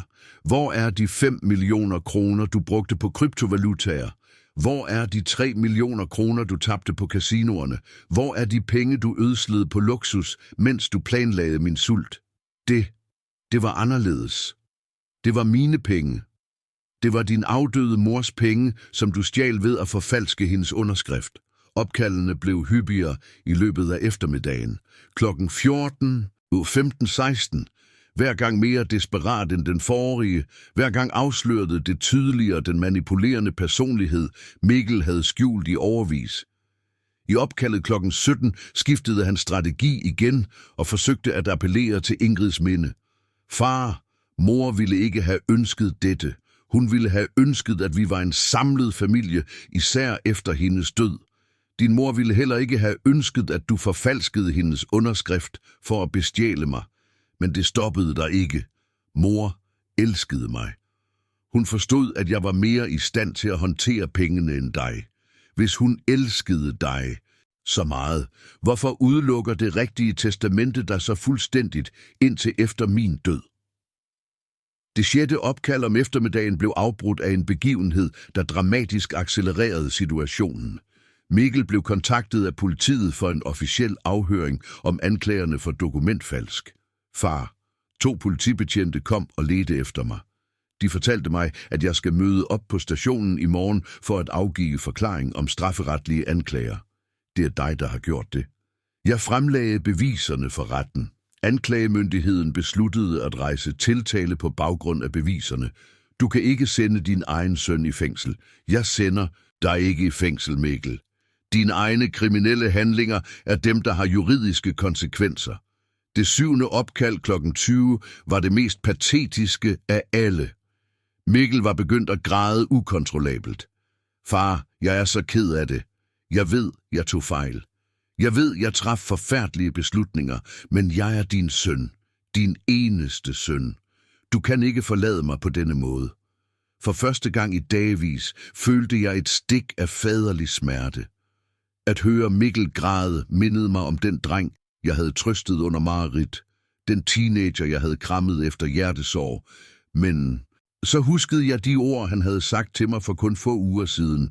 Jeg håber, du sulter ihjel uden en krone, din elendige gamle mand. Mikkel havde chancen for at være min søn. Han mistede den, da han besluttede at bestjæle sin afdøde mor og ønske min død. Jeg ville aldrig have, at du skulle dø. Jeg var vred. Jeg var forvirret. Folk siger forfærdelige ting, når de er oprørte. Anstændige mennesker ønsker ikke deres forældres død, uanset hvor oprørte de er. Opkaldene fortsatte hele natten klokken 22, 23, midnat klokken 1. Hvert opkald mere hysterisk end det sidste. Hvert det dokumenterede det fuldstændige psykologiske sammenbrud hos en mand, der endelig forstod, at han havde mistet alt på grund af sin egen grådighed. En gang i de tidlige morgentimer begyndte jeg at tælle opkaldene. Klokken 6 onsdag den 30. april havde Mikkel ringet til mig præcis 247 gange på 24 timer, 247 bønner om tilgivelse fra en mand, der var gået fra at være millionær med stjålne penge til en hjemløs på mindre end en uge. Det sidste opkald i den maraton af desperation kom klokken 6:15. Mikkel lød fuldstændig besejret. Hans stemme var knap en hvisken. Far, jeg kan ikke mere. Jeg har ingen kræfter tilbage til at kæmpe. Du har vundet. Det handlede aldrig om at vinde eller tabe, Mikkel. Det handlede om retfærdighed og konsekvenser. Hvad kommer der til at ske med mig nu? Du kommer til at stå over for de juridiske konsekvenser af dine forbrydelser. Du kommer til at lære at leve uden de penge, du stjal. Og du kommer til at finde ud af, om du er i stand til at blive den mand, din mor ville have ønsket, du var, eller om du forbliver den tyv, du blev. Er der nogen chance for, at du nogensinde kan tilgive mig? Spørgsmålet ramte mig som et slag i mellemgulvet. I 42 år havde jeg elsket denne mand betingelsesløst. Men manden, der havde forfalsket sin afdøde mors underskrift, stjålet hendes arv og ønsket min død, var ikke længere min søn. Tilgivelse fortjenes gennem handlinger, ikke ord, Mikkel. Og dine handlinger har vist, hvem du virkelig er. Da jeg lagde på efter det opkald, vidste jeg, at den mest intense fase af min konfrontation med Mikkel var forbi. De næste par timer ville vise, om han var i stand til at lære af konsekvenserne af sine handlinger, eller om han ville fortsætte ned ad den selvdestruktionens vej, han havde valgt ved at forråde sin familie. 247 opkald om tilgivelse kunne ikke slette de grusomme ord, han havde sagt, eller de forbrydelser, han havde begået. Men måske kunne de være begyndelsen på en ægte forvandling, der ville ære Ingrids minde. Kun tiden ville vise det. Torsdag den 1. maj kl. 15, mens jeg læste avisen i stuen, hvor Ingrid plejede at lave sine korsting, hørte jeg min dørklokke ringe insisterende. Jeg ventede ikke gæster, og efter Mikkels 247 opkald i de sidste 48 timer, havde jeg en ret klar mistanke om, hvem der kunne stå ved min dør. Da jeg åbnede, fandt jeg min søn i en tilstand, jeg aldrig havde forestillet mig, jeg skulle se. Mikkel, som altid havde været omhyggelig med sit personlige udseende, var pjusket, ubarberet og iført det samme krøllede tøj, han sandsynligvis havde haft på i dagevis. Hans øjne var hævede og røde, et klart bevis på timers gråd og mangel på søvn. Far, mumlede han med en knækket stemme, en dramatisk kontrast til den arrogance, han havde vist for kun en uge siden. Vær sød og lad mig komme ind. Vi er nødt til at tale sammen. Jeg så på ham i flere sekunder, uden at flytte mig fra tærsklen. Denne knuste mand, der stod på min dørtærskel, var teknisk set min søn. Men den Mikkel, jeg havde kendt i 42 år, var død for mig den dag, han forfalskede sin mors underskrift. Hvis du vil tale, kan du gøre det derfra, svarede jeg koldt. Du kommer ikke ind i det hus, du forsøgte at stjæle fra mig. Far, vær sød. Jeg ved, jeg har begået forfærdelige fejl. Jeg ved, jeg har skuffet dig på den værst tænkelige måde, men jeg er kommet for at tilstå alt, for at forklare præcis, hvad jeg gjorde og hvorfor. Nu vil du tilstå. Efter de retsmedicinske beviser har bevist din skyld, efter du har mistet al adgang til de stjålne penge. Mikkel kollapsede bogstaveligt talt og faldt på knæ på min dørtærskel. Jeg havde aldrig set en voksen mand bryde sig fuldstændigt sammen, og en primitiv del af min faderlige hjerne følte trangen til at trøste ham. Men billedet af Ingrid på sit dødsleje, der stolede på, at jeg ville beskytte hendes minde, holdt mig fast. Far, du har ret i alt. Jeg forfalskede mors underskrift. Jeg opfandt et falsk testamente. Jeg stjal de penge, der juridisk tilhørte dig. Alt, hvad du har opdaget, er sandt. Hans ord, selvom de var forventede, ramte mig med en uventet følelsesmæssig kraft. Det var en ting at vide intellektuelt, at Mikkel havde begået disse forbrydelser. Det var en helt anden ting at høre ham indrømme det med så stor klarhed. Og hvorfor gjorde du det? Forklar mig, hvordan en 42-årig mand beslutter sig for at bestjæle sin afdøde mor. Mikkel så op, og i hans øjne så jeg noget, jeg ikke havde set før. Ægte skam. Blandet med total desperation. Jeg var i gæld, far. Spillegæld, jeg ikke fortalte dig om. Jeg havde spillet i årevis og tabt penge, jeg ikke havde. Da mor døde, skyldte jeg næsten 1,4 millioner kroner til nogle meget farlige mennesker. Farlige mennesker. Lånehajer. Folk, der ikke accepterer undskyldninger eller afdragsordninger. De fortalte mig, at hvis jeg ikke betalte inden jul, ville de ville gøre mig alvorligt fortræd. Denne afsløring tilføjede en helt ny dimension til Mikkels forræderi. Han havde ikke kun stjålet af grådighed. Han havde risikeret familiens formue for at redde sit eget skind fra konsekvenserne af en spilafhængighed, han havde skjult i årevis, så du besluttede at bestjæle din mor for at betale din casinogæld. I starten troede jeg kunne få et lån med arven som sikkerhed, bare midlertidigt. Men da jeg gennemgik mors rigtige testamente og så, at hun efterlod alt til dig, gik jeg i panik, og du besluttede at forfalske det. Jeg mødte en, der specialiserer sig i dokumenter. Det kostede mig 350.000 kroner at få lavet det falske testamente med mors underskrift. Jeg troede, det ville være let, at du var så knust over hendes død, at du ikke ville tjekke detaljerne omhyggeligt. Den beregnede kulde i hans plan væmmede mig. Han havde brugt min sorg over Ingrids tab som en mulighed for at bestjæle mig og regnede med min sårbare følelsesmæssige tilstand til at skærme ham fra granskning. Og resten af pengene, de millioner du ødslede på luksus og casinoer efter at have stjålet. Han sænkede hovedet, ude af stand til at opretholde øjenkontakt. Efter at have betalt min oprindelige gæld, var der over 30 millioner tilbage, og for første gang i årevis følte jeg mig fri for gæld med penge i banken. Jeg begyndte at bruge, fordi jeg kunne. Lejligheden, bilen, de dyre middage, det var som et stof, og de 5 millioner kroner i kryptovalutaer. Jeg troede, jeg kunne få mere pengene hurtigt. Jeg havde set videoer på YouTube af folk, der blev rige på at handle med bitcoin. Jeg tabte næsten det hele på en uge, og de 3 millioner kroner, du tabte på casinoerne. Efter kryptotabene gik jeg i panik igen. Jeg troede, jeg kunne vinde pengene tilbage ved at satse stort på roulette og blackjack. Hvert tab fik mig til at satse mere for at indhente det sidste. Dumheden i hans økonomiske beslutninger var forbløffende, men det, der gjorde mig mest vred, var den totale mangel på respekt for pengenes oprindelse. Hver ødslet krone var en yderligere fornærmelse mod Ingrids minde.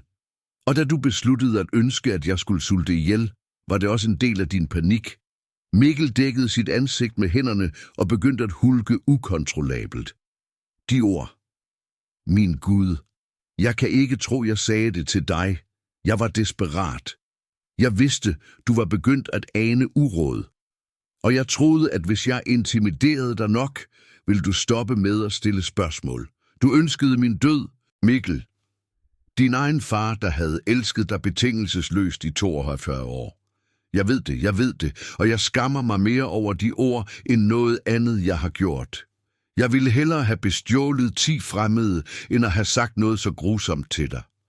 Hans tårer virkede ægte, men omfanget af hans forræderi havde skabt en kløft mellem os, som jeg ikke var sikker på nogensinde kunne krydses. Mikkel, forstår du, at det du gjorde, ikke bare var at stjæle penge fra mig? Du vanærede din mors minde, du forfalskede hendes underskrift efter hendes død. Du brugte hendes grav som en forretningsmulighed. Ja, det forstår jeg, og jeg forstår, at du sandsynligvis aldrig kan tilgive mig. Hvad forventer du af denne samtale? At jeg skal tilgive dig og genoprette din adgang til pengene? At droppe de strafferetlige anklager? Mikkel tørrede sine tårer og så mig direkte i øjnene for første gang siden han var ankommet. Jeg forventer intet af dig, far. Jeg kom her, fordi jeg havde brug for, at du kendte hele sandheden, ikke kun de fakta, du opdagede gennem juridisk efterforskning.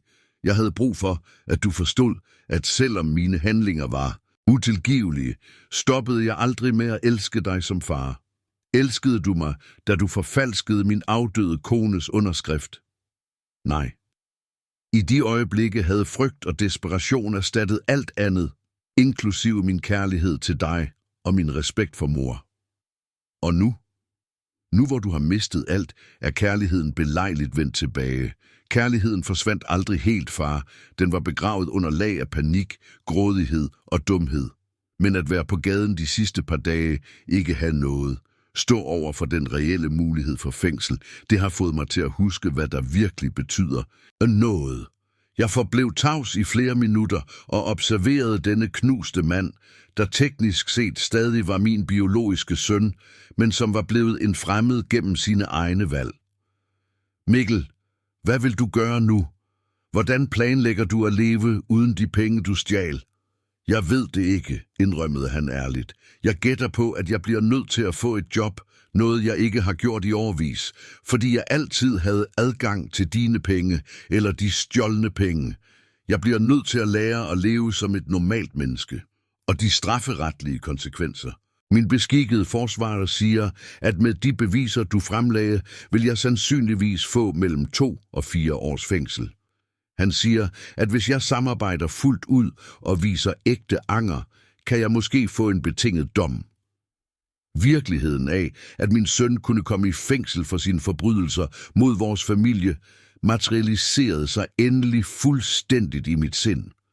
Det var, hvad jeg havde søgt med min retssag, men at høre det udtalt så klart frembragte en kompleks blanding af retfærdig tilfredshed og faderlig smerte. Mikkel, sagde jeg til sidst, jeg vil have, at du forstår noget meget klart. Pengene er ikke længere dine. De er blevet returneret til det retmæssige bo, og myndighederne sporer hver en krone for at sikre fuld inddrivelse. Der er ingen vej tilbage på det punkt. Jeg forstår det. Jeg vil også have, at du forstår, at selvom jeg sætter pris på din tilståelse, ændrer den ikke konsekvenserne af dine handlinger. Du har ødelagt vores far-søn-forhold på en måde, der kan være uoprettelig. Mikkel nikkede langsomt, mens friske tårer strømmede ned af hans kinder. Jeg forstår det, far. Jeg håber bare, at du en dag, måske om mange år, kan finde en måde at tilgive mig nok til at lade mig prøve at være den søn, jeg altid burde have været. Da jeg lukkede døren efter den samtale, vidste jeg, at det var på tide at træffe den endelige beslutning om fremtiden for mit forhold til Mikkel. Den nat, efter Mikkel forlod min dørtærskel som en fuldstændig knust mand, sad jeg i Ingrids kontor med en kop kamillete, hun plejede at lave, når vi skulle træffe vigtige beslutninger. Fotografierne af vores liv sammen så på mig fra hylderne og mindede mig konstant om, at alle mine handlinger skulle ære hendes minde og de værdier, vi havde delt i 45 år.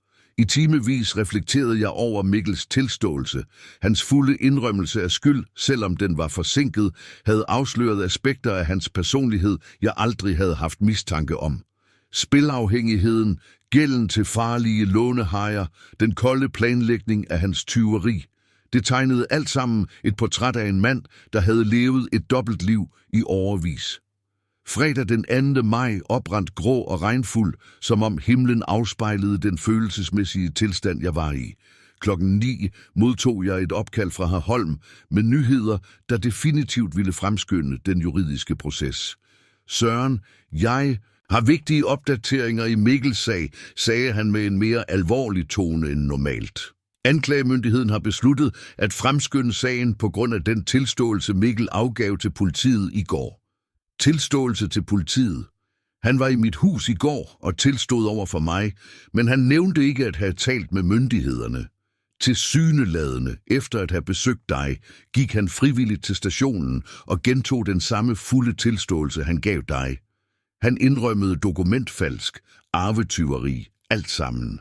Denne information overraskede mig oprigtigt. Efter vores møde havde Mikkel taget initiativ til officielt at tilstå sine forbrydelser, noget han kunne have undgået at gøre, hvis han blot havde hyret en god forsvarsadvokat. Hvad betyder det for den retslige proces? Det betyder, at sagen vil blive løst meget hurtigere med en fuld tilståelse og solide retsmedicinske beviser. Anklageren er villig til at forhandle en aftale. Mikkel kan få 18 måneders betinget fængsel og 5 års prøvetid, plus pligten til at tilbagebetale alle pengene. Men pengene er allerede blevet inddrevet gennem den retslige beslaglæggelse, korrekt? Jamen, Mikkel skal betale en yderligere bøde, svarende til 20% af det stjålne beløb som straf. I dette tilfælde omkring 6 millioner kroner. 6 millioner kroner? Hvordan skal han betale det beløb, hvis han ikke har nogen ressourcer? Han bliver nødt til at arbejde og afsætte en del af sin indkomst i årevis for at afbetale den gæld til staten. Det er en del af retssystemets rehabilitering. Den eftermiddag, da jeg organiserede alle dokumenterne i forbindelse med inddrivelsen af Ingrids bo, fik jeg et uventet besøg. Onkel Rasmus, Ingrids yngre bror, bankede på min dør med et alvorligt udtryk, jeg straks genkendte. Søren, sagde han efter jeg havde budt ham indenfor, vi er nødt til at tale om Mikkel og hvad der skal ske med ham nu. Rasmus var 61 og havde været meget tæt på Ingrid hele sit liv. Som pensioneret skolelærer havde han altid haft et afbalanceret perspektiv på familieanliggender, og hans mening havde påvirket mange vigtige beslutninger, Ingrid og jeg havde truffet gennem årene. Hvad har du i tankerne, Rasmus? Jeg har reflekteret over hele denne situation, siden du sendte mig dokumentationen om, hvad Mikkel gjorde. Som Ingrids bror er jeg fuldstændig oprørt over vanæringen af hendes minde, men som Mikkels onkel er jeg også bekymret for, hvad der vil ske med ham nu. Mikkel bliver nødt til at stå over for konsekvenserne af sine handlinger. Det er, hvad Ingrid ville have ønsket. Jeg er helt enig med dig. Men jeg tror også, at Ingrid ville have ønsket, at vi gav ham en chance for at forbedre sig, så længe det var ægte og krævede reelle ofre fra hans side. Rasmus' ord ramte mig dybt, fordi de afspejlede præcis den slags moralske dilemmaer, Ingrid og jeg plejede at diskutere. Hun havde altid troet på anden chancer, men kun for folk, der demonstrerede autentisk forandring gennem handlinger, ikke kun ord. Hvad foreslår du præcist? Jeg foreslår ikke, at du giver ham pengene tilbage eller dropper de strafferetlige anklager.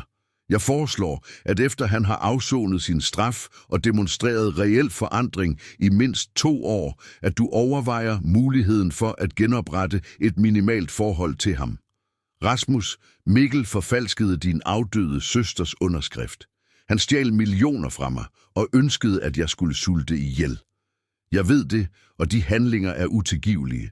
Men jeg ved også, at Ingrid elskede Mikkel dybt og ville være knust, hvis hun vidste, at hans kriminelle handlinger resulterede i den permanente ødelæggelse af hendes familie. Vi tilbragte de næste 2 timer med at diskutere alle aspekter af situationen. Rasmus forsvarede ikke Mikkels handlinger eller bagatelliserede alvoren af hans forbrydelser, men han argumenterede for, at fuld straf og mulig rehabilitering burde åbne døren for en eventuel begrænset forsoning. Lørdag den 3. maj modtog jeg et opkald, der ville ændre mit perspektiv på mulighederne for Mikkels forløsning. Direktøren for et rehabiliteringscenter for spilafhængige i udkanten af byen ringede til mig. H.R. Hansen, mit navn er direktør Ebbesen fra Topmøde Genopretningscenter. Deres søn Mikkel henvendte sig frivilligt her i går og anmodede om optagelse i vores døgnrehabiliteringsprogram. Døgnprogram? Ja, det er en intensiv 6 måneders behandling for personer med alvorlig spilafhængighed. Mikkel forklarede os hele sin juridiske og økonomiske situation og anmodede specifikt om det mest stringente program, vi tilbyder. Og hvordan kan han betale for den behandling, hvis han ikke har nogen ressourcer? Det er netop grunden til mit opkald. Mikkel bad os kontakte dem for at spørge, om de ville være villige til at dække omkostningerne ved behandlingen. Det koster 350.000 kroner for det komplette program. Denne anmodning satte mig i en ekstraordinært kompleks position. Mikkel bad mig indirekte om at finansiere sin rehabilitering, hvilket kunne tolkes som yderligere manipulation for at få penge fra mig. Men det kunne også være et ægte tegn på, at han anerkendte sit problem og ønskede at løse det, før det fuldstændig ødelagde hans liv. Herre Ebbesen, jeg er nødt til at tænke over denne anmodning. Kan De give mig nogle detaljer om, hvad dette program præcist inkluderer? Selvfølgelig. Det er et døgnprogram, hvor patienterne bor på vores facilitet i 6 måneder. Det inkluderer daglig individuel terapi, gruppeterapi, økonomisk uddannelse, jobrehabilitering og psykiatrisk opfølgning. Det inkluderer også familieterapi for at genopbygge relationer, der er blevet beskadiget af afhængigheden. Familieterapi. Ja, vi arbejder med familiemedlemmer, der er blevet påvirket af den afhængiges handlinger. I Mikkels tilfælde nævnte han specifikt, at han ønskede at inkludere sessioner, hvor han kunne arbejde på at reparere den skade, han havde forvoldt dem. Den nat, mens jeg gik gennem haven, hvor Ingrid dyrkede sine roser, stod jeg over for den sværeste beslutning i hele denne proces. Skulle jeg give Mikkel muligheden for at bevise, at hans anger var ægte ved at finansiere hans rehabilitering?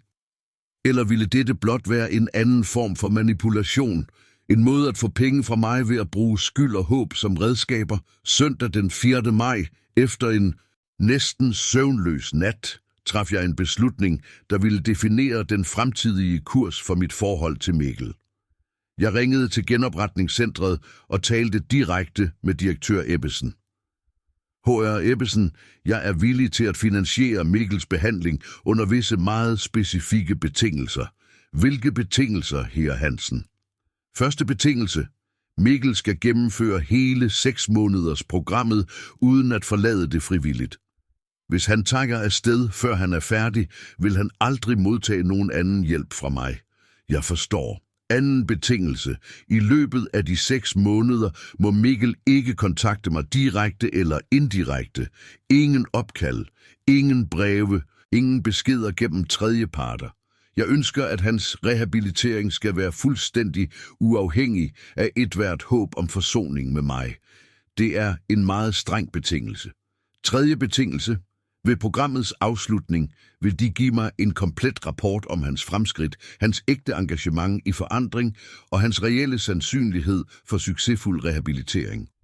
Først da vil jeg overveje muligheden for meget begrænset kommunikation, og hvis han med succes gennemfører programmet, hvis han demonstrerer ægte forandring i 6 måneder uden kontakt med mig, og hvis deres professionelle vurdering antyder reel rehabilitering, vil jeg overveje at tillade en enkelt samtale for at afgøre, om der er noget grundlag for et meget begrænset fremtidigt forhold.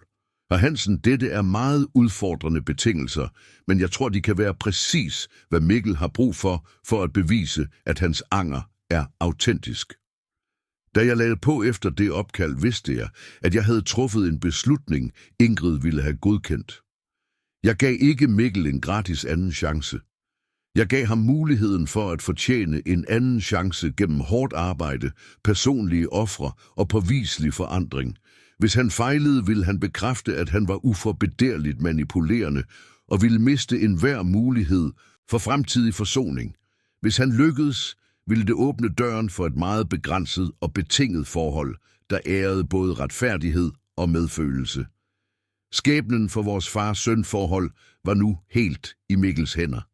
De næste 18 måneder forløb i absolut stilhed mellem Mikkel og mig, præcis som jeg havde fastsat i betingelserne for at finansiere hans rehabilitering.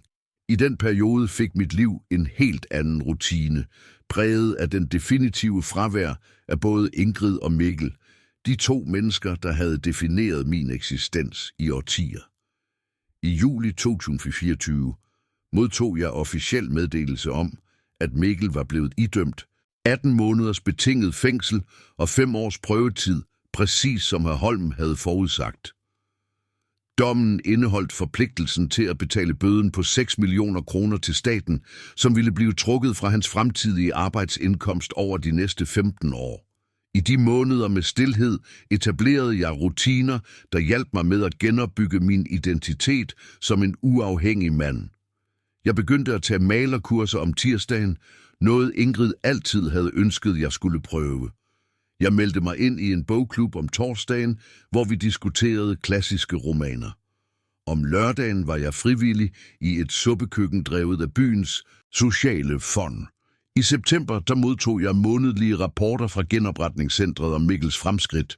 Som vi havde aftalt, sendte direktør Ebbesen mig professionelle resuméer, der dokumenterede min søns udvikling, uden at afsløre personlige detaljer, der kunne føre til følelsesmæssig manipulation. September 2024. Patienten har afsluttet sin første måned uden hændelser. Deltager aktivt i individuel og gruppeterapi. Er begyndt på kurser i økonomisk uddannelse og impulskontrol. Oktober 2024. Patienten viser betydelige fremskridt i at genkende destruktive mønstre. Er begyndt på samfundsarbejde inden for centret. Ingen forsøg på uautoriseret kontakt udefra. November 2024.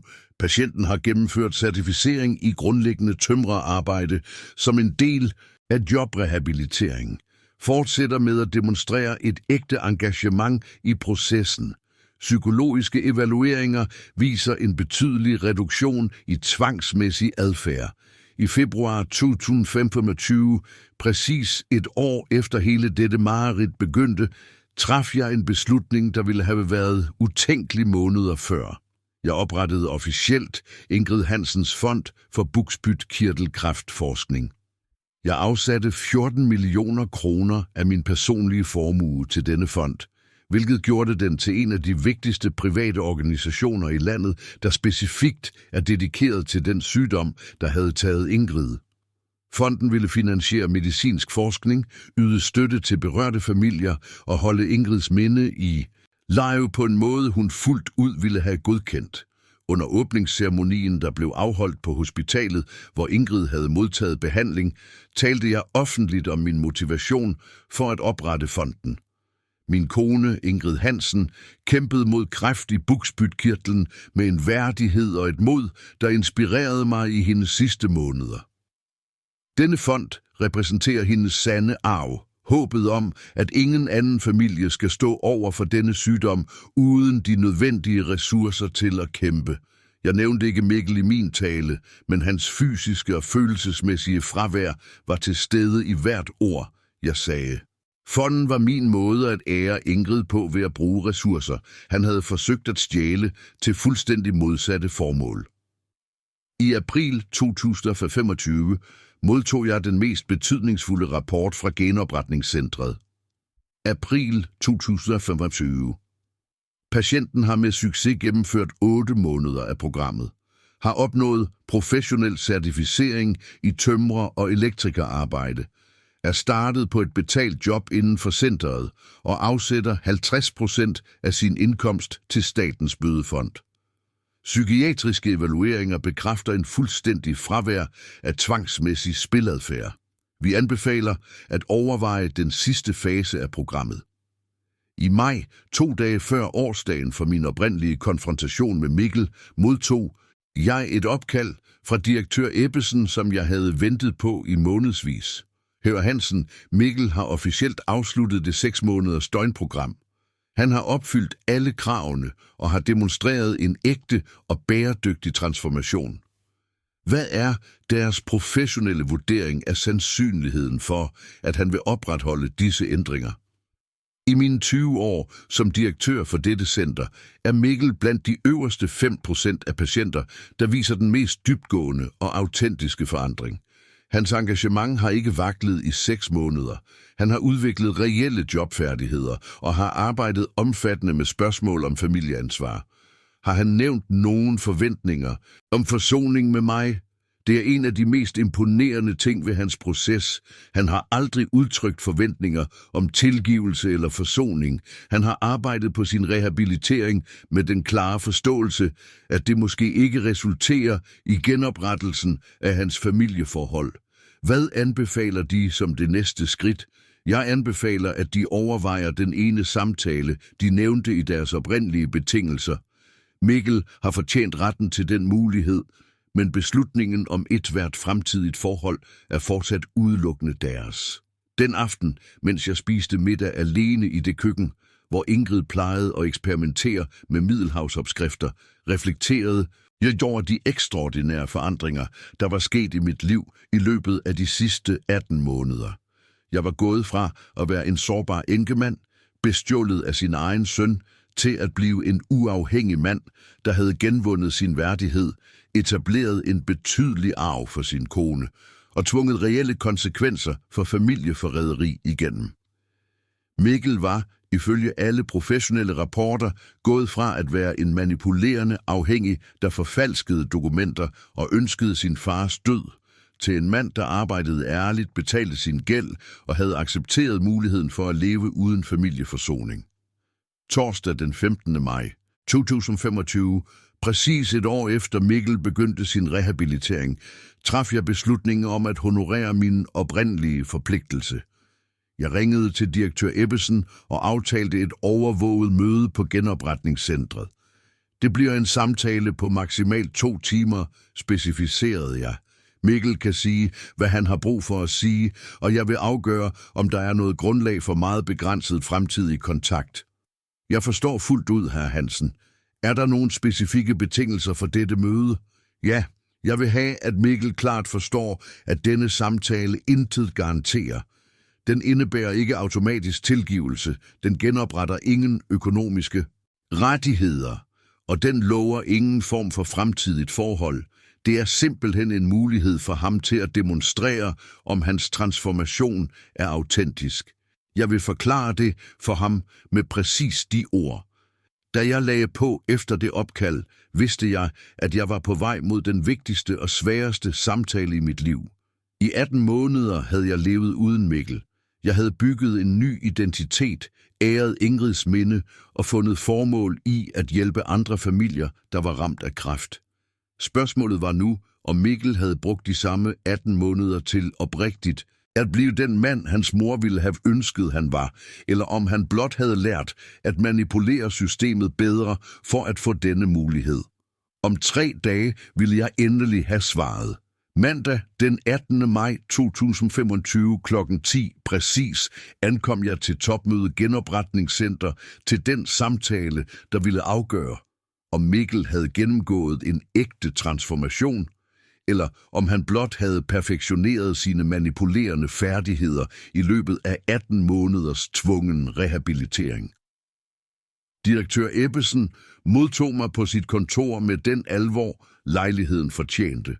I løbet af de sidste par måneder havde vi udviklet et professionelt forhold baseret på kliniske rapporter og objektive evalueringer, men dette ville være første gang, jeg direkte ville se resultaterne af hans arbejde med Mikkel.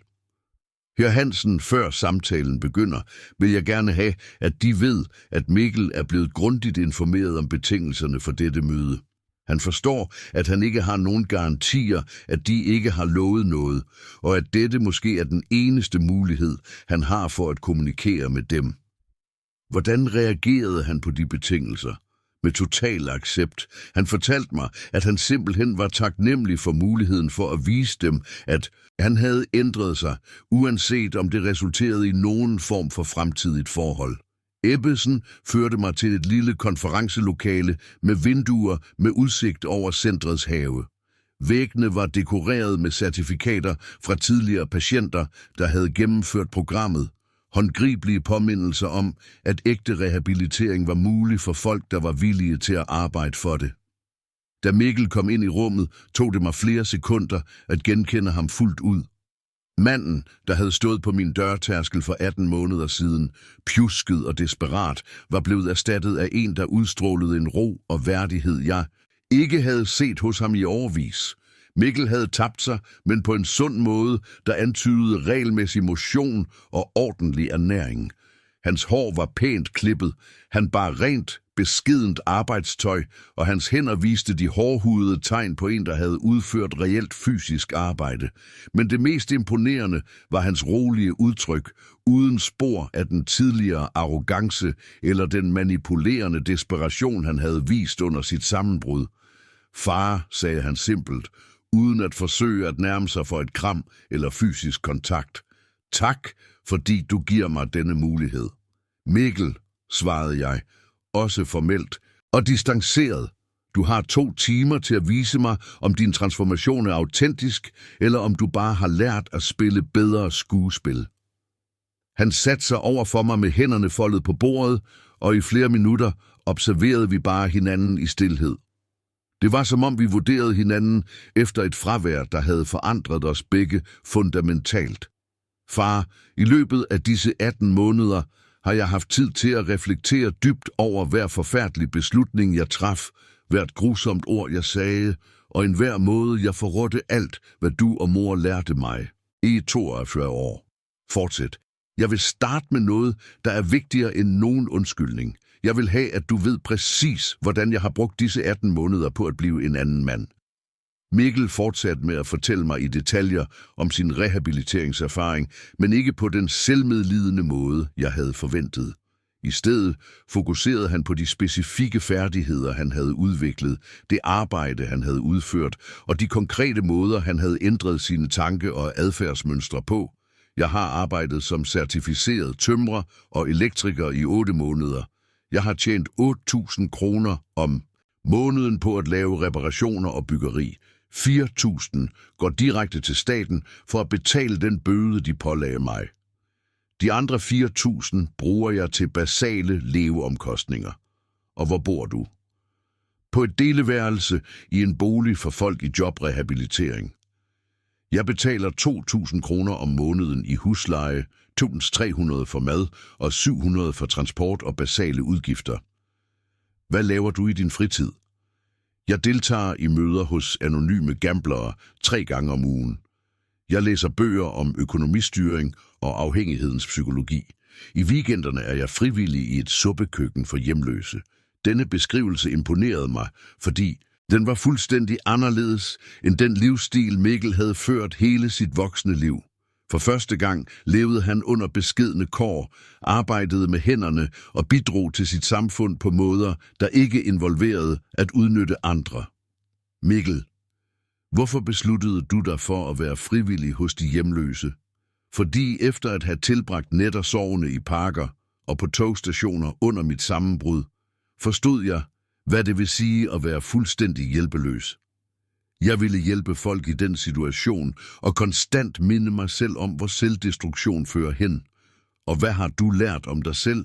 Under denne proces, Mikkel tog en dyb indånding, før han svarede, som om han havde forberedt sig på dette spørgsmål i måneder. Jeg har lært, at jeg i årevis havde levet en fuldstændig løgn om, hvem jeg var og hvad jeg fortjente. Jeg voksede op i den tro, at familiens penge til sidst ville blive mine, så jeg udviklede aldrig reelle færdigheder eller en ægte arbejdsmoral. Da jeg stod over for en økonomisk krise, var min første reaktion at stjæle i stedet for at arbejde. Og nu forstår jeg, at hver krone, jeg tjener ved at arbejde, er mere værd end alle de millioner, jeg stjal, fordi den kommer fra min egen indsats og legitime bidrag. For første gang i mit liv føler jeg mig stolt af, hvordan jeg tjener min indkomst.